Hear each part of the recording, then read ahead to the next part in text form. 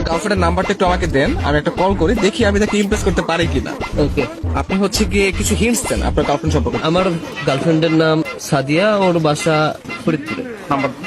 Hello. আসসালামু আলাইকুম। ওয়ালাইকুম আসসালাম, কে আপনি? সাদিয়া বলছেন? জি। আমাকে আপনি চিনবেন না, আমি আর কি আপনাকে অনেকদিন ধরে ফেসবুকে ফলো করি। কেন কল করেছেন? আপনার পরিচয় কি? অ্যাকচুয়ালি আমার নাম হচ্ছে মাহিন, তো আপনি আমাকে চিনবেন না, পরিচয় দিয়েও লাভ নেই। আপনি দেখতে যেরকম সুন্দর, আজকে কল করার পর মনে হলো আপনার বয়সটাও এরকম সুন্দর। মানে আপনি সব দিক দিয়ে পারফেক্ট, মানে একটা মানুষ এত সুন্দর কিভাবে হয়, মানে আমি আর কি কল্পনা করে পারতেছি না। ধন্যবাদ আপনাকে। আর কিছু বলবেন? আমি আবার অপরিচিত কারোর সাথে কথা বলি। দেখেন, পৃথিবীর প্রত্যেকটা জিনিসই কিন্তু হঠাৎ করে হয়। কিন্তু আজকে অপরিচিত বললেন, কালকে পরিচিত হতেও পারে। এখন পরিচিত হতে তার ক্ষতি নেই, তাই না? অবশ্যই। কথা আমি ক্লিয়ারলি শুনতে পাইনি, আবার একটু বলবেন?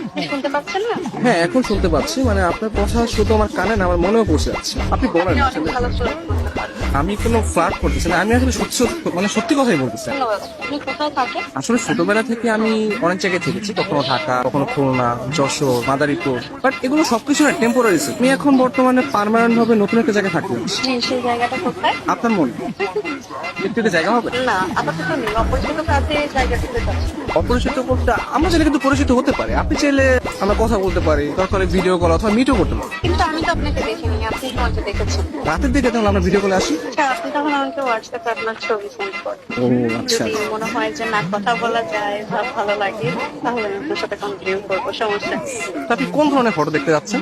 আপনার কিছু ওয়াও টাইপের ছবি দিন, যেগুলো দেখে আমার ভালো লাগবে। আচ্ছা ঠিক আছে, আমি আপনাকে কিছু আমার সত্য সত্য পিক পাঠিয়ে। তার বাচ্চা সুন্দর সুন্দর গান হঠাৎ পিক দিয়ে দিই। কে? আমি তুষার। আমি ফোন দিলে তোর ভাই আছে, তোমার এই ব্যস্ততা সে